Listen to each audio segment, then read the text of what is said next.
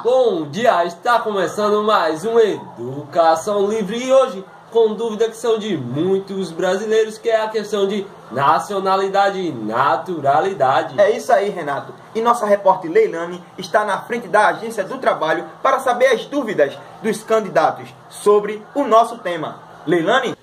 Olá, Chico. Olá, Renato. Estamos aqui com o senhor Walter. Eu vou fazer a pergunta para o senhor Walter. Walter, você sabia a diferença entre nacionalidade e naturalidade? Nacionalidade é o país onde a gente vive e naturalidade é a cidade onde nasceu. Tá certo, muito obrigada, viu, Walter? Aqui com mais outro candidato, o senhor Cláudio. Senhor Cláudio, o senhor sabe, quando você for preencher uma ficha, você sabe colocar lá o que é nacionalidade e naturalidade?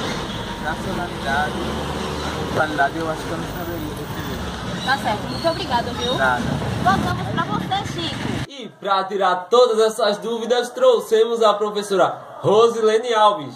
Bom dia, professora. A diferença entre nacionalidade e naturalidade é que nacionalidade refere-se ao país de nascimento ou país que se adquiriu naturalização. E tenha certeza que você não é da China e nem tampouco do Japão, mas tem o jeito do povo guerreiro, que é do povo brasileiro. Naturalidade não é o natural do seu cabelo, nem tampouco o brilho do seu olhar, mas sim a cidade onde você nasceu. Obrigado, professora. E encerramos aqui mais uma reportagem do Educação Livre.